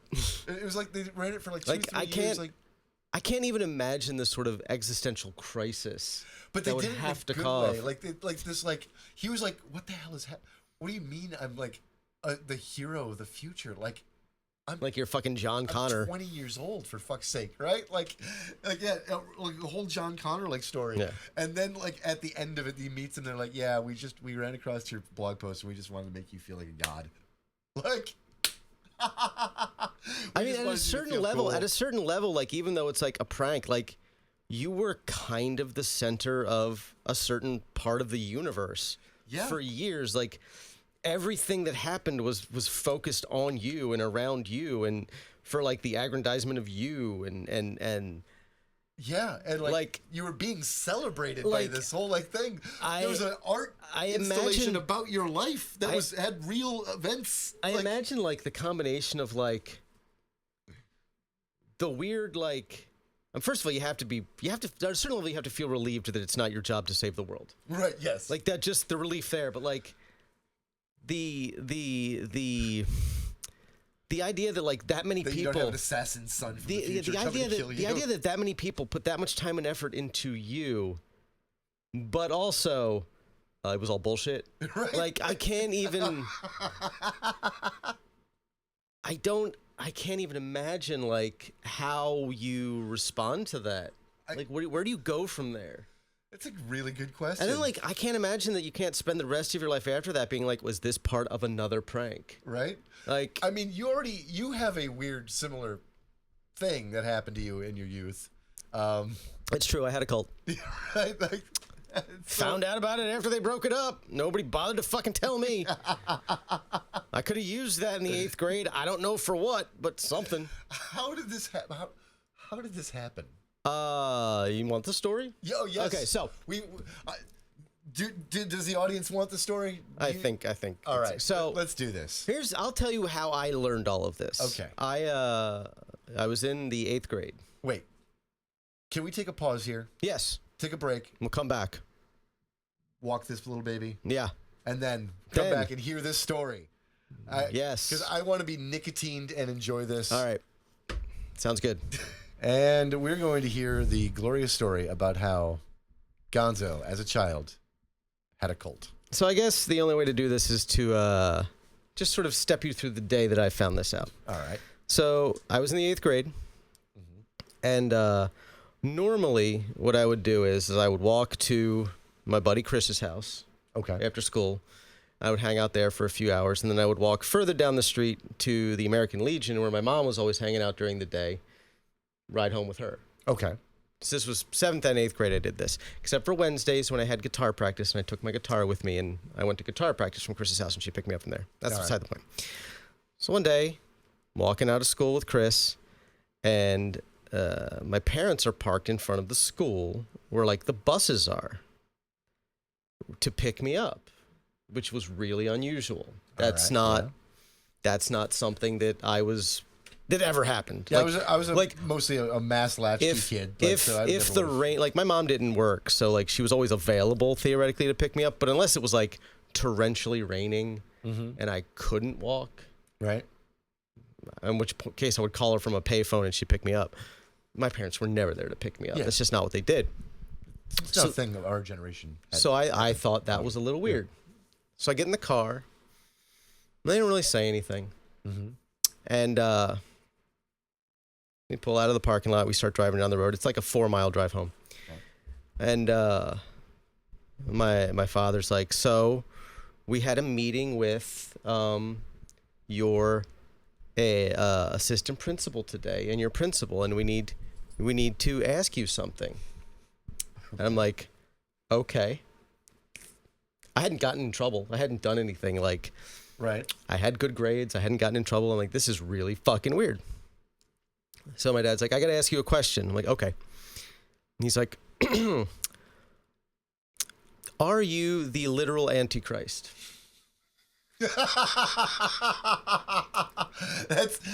That was That's certainly a question that an 8th grader. not what I expected. Not what I expected. No, I was okay with it because that's pretty fucking cool.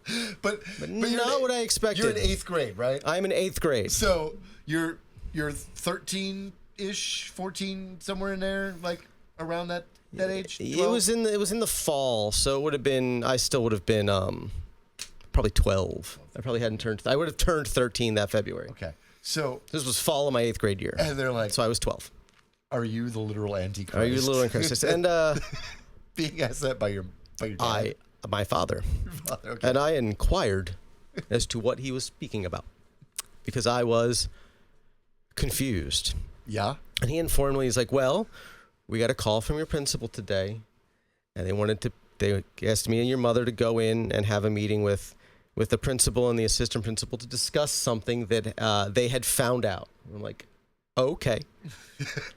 That you're the literal Antichrist. I was then informed that in central Pennsylvania, about 4 hours away from where I lived in Maryland, Okay. there was a group of other middle schoolers who had been caught in the woods performing satanic rituals. Okay. And when they were interrogated by their local authorities as to why they were performing satanic rituals in the woods, and I was never given any indication of what these rituals were. Mm-hmm. It was implied there was animal sacrifice involved, but that was never confirmed. Okay. They said that they were they were members of a cult, and that they were doing what their leader wanted them to. Okay. They were then asked, well, who is your leader? They gave my name and said what middle school I went to. 4 hours away in Maryland, not Pennsylvania. And this is like 1993, right? 1992. You would have been 92. 92. Yeah. So, yeah. How? Here's the thing. I never got any answers to any of the questions I know you have. To this day, I have no answers to the questions that I know you all have. So, their school, their town's cops contacted their middle school. Okay. Gave their middle school the information that the kids gave them. Okay. Their middle school then contacted my middle school and told my principal everything that they knew about me from these kids who had been caught doing, I think, ritual sacrifice in the woods. Okay. So then my principal, who was a deeply religious man, called my parents in to inform them of the situation. Right. Okay. Yeah. So he sits them down, and my parents have no idea what's going on. My dad told me the story and how it all went down. He said he sat us down, he put us in a chair, put us in our chairs, and the principal was standing in front of my parents, and he said, you know, Stephen's a good student. He's a very nice young man. But we have reason to believe he may be the literal Antichrist as written of in the book of Revelations.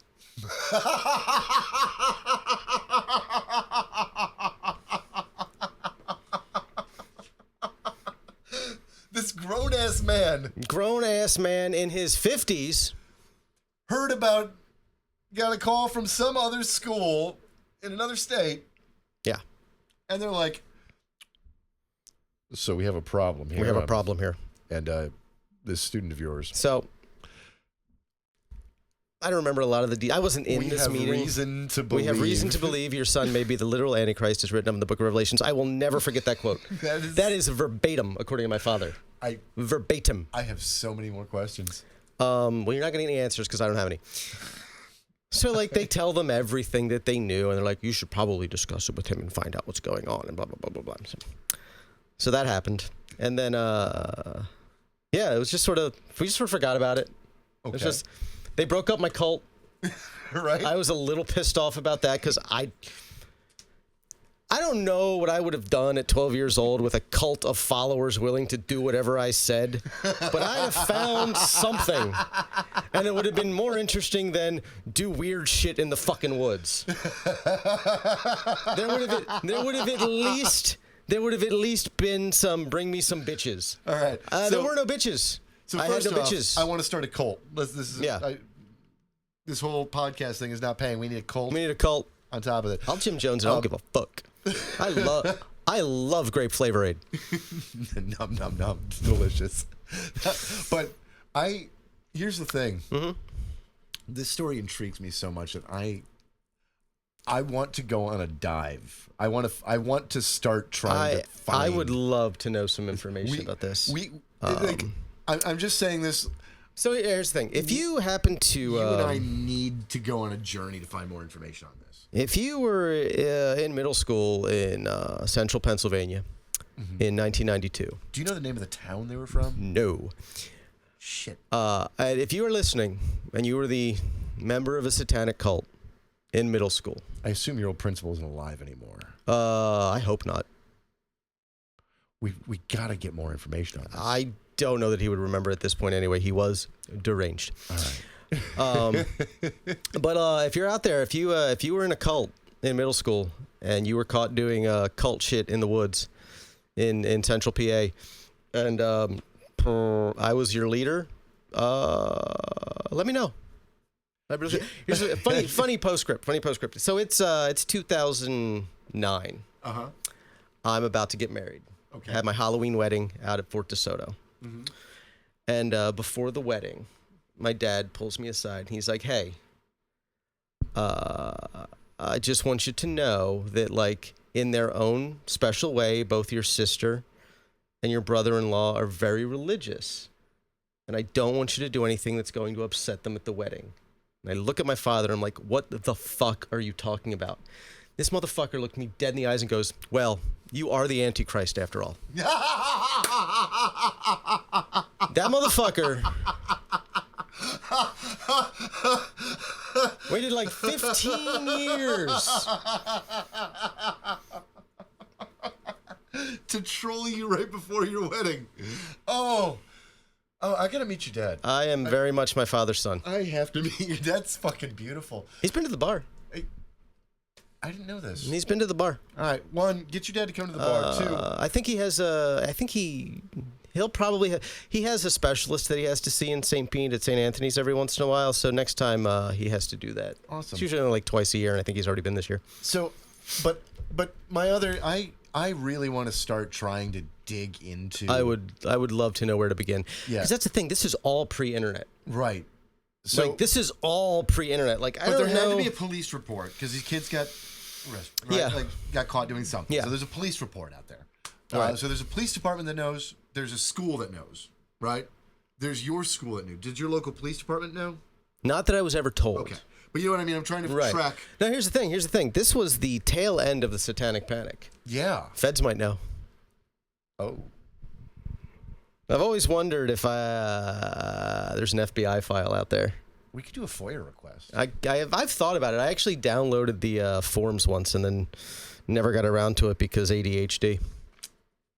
All right. So yeah, my ADHD is probably going to try to defeat me on this, but It usually does. I'm really It usually does. super. So I'm so fucking curious that I would love to know. I want to know. I would love to know about because this. I just want to know how like. And look, here's the thing. what's really funny is, like, there was another kid who he was in my grade, but I wasn't friends with him. Right.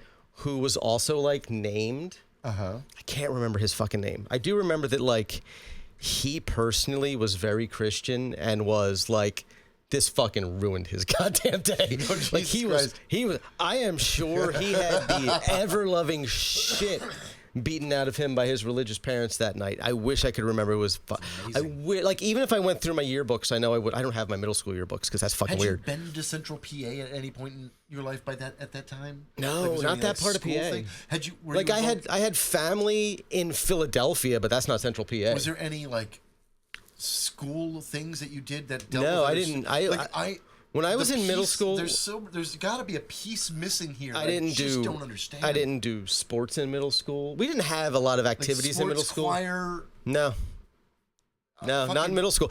Chess club, by high school, I was deeply involved in the TV studio that we had that produced the morning announcements every day. But that was high school. That was like 2 years later.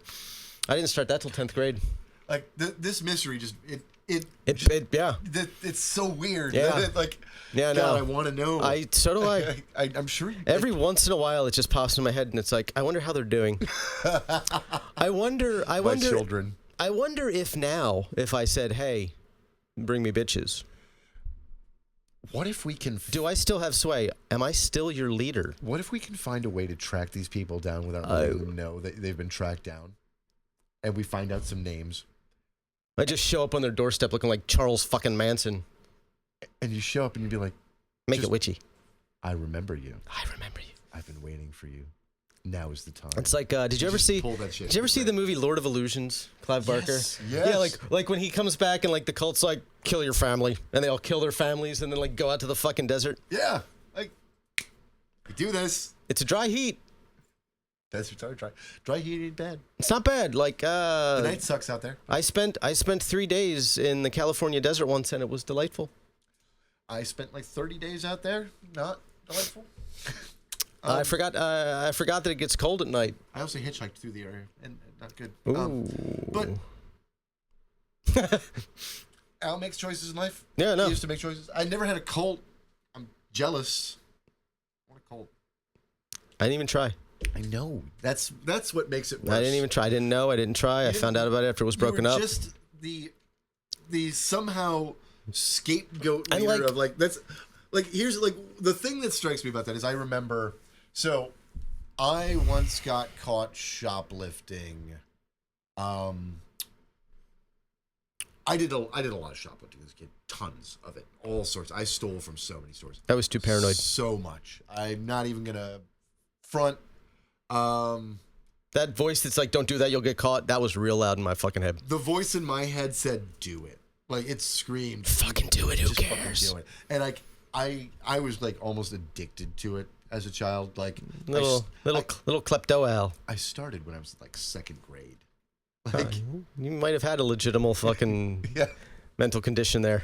like and so I had so many like It's a hell of a dopamine hit. yeah, toys. Yeah. But like as I got older in like middle and like early high school years, middle school years in particular, I like started like stealing from this place called Fleet Farm. It's like Farm and Fleet, but the company split, right? You know? Okay. Right. So there's Farm and Fleet and there's Fleet Farm. I was stealing from like one of them all the time to like make stuff out of things that I stole from there, right? And so Crafty. yeah. And so my friend and I, we were making like we were taking pipes and using shotgun shells and a spring-loaded thing to make like a automated shotgun, like a booby trap. Like, and I was working on that, like you do, and I got caught stealing some shells. And when it happened, they asked me why, and I just threw out another random like former friend whose dad had like gone to prison and like he had like gotten moved to a different school afterward, like his name as like, oh yeah, he and I were like building something, and like I got it for him because his dad had a shotgun, like, and I don't know why I did it. I just did, like, got caught. Only time I ever got actually caught, and like I just threw out a random fucking name, like You were a dick of a child. and he, Good job. he just was like, what the hell is this about? It's like I guys is like. I panicked. And like you got moved to a different school, so I remember the day his dad went to jail actually because we were playing street hockey. As looking around, we lived on this street. My house had like a cul-de-sac, like but it like two streets that met at a cul-de-sac, right? And I lived in the cul-de-sac, and he lived like 4 houses down. And we're playing street hockey, and now. It's this suburb of Racine, Wisconsin called Sturtevant. Not a high population area, right? You know? I've never heard of it. Yeah. So you pretty much know most of the cars and people that come through. It's like my town. There was an unusual amount, at least in that area, right? You know, there was an unusual amount of like people going for walks and jogging in the area. Like that day while we were playing street hockey. It was odd. There were more cars parked around than usual. And I remembered that. Like, there was a little weird, like, okay, that's odd. And then, all of a sudden, out of nowhere, cops start swarming from every direction. And some of the people who were walking on the street stop us and tell us to get back as we're playing street hockey, and we get like, and out come their badges from, they're all like dressed plain clothes and like fucking flannel fucking shirts, like looking 1995 fucking dads, right? Right. And sure enough, it's like 1992, I think. Yeah, 92, 91, somewhere in there. So out they swarm from every fucking direction, and they're telling us to get back, and police cars come up and fucking cheers. We're like, what the hell? And we see them aiming for a house, and Brad goes, that's my house. Oh, no. No. Oh, no. And we watch as, and then we just start man. hearing breaking, lots and lots of breaking. His parents get cuffed and dragged out. His dad is being dragged out in handcuffs, and Brad is just fucking crying. Obviously. And now, the funny thing is, Brad was like a big neighborhood bully. He beat the shit out of people all the time, right? But Brad is fucking crying. And his dad is getting dragged off in cuffs. His mom gets brought outside and set in a car. She's not being like arrested, but she's being detained while the house is being searched. Yeah. And you just hear destruction after destruction. They lived in this fucking duplex like I did. My parents rented one half and his parents rented the other half. Like, you just hear all this fucking destruction happening in there. It's because they tossed everything. His dad was apparently involved in cocaine deals, as one would want to do in that period of time. Cocaine. As my family is no stranger to that job either.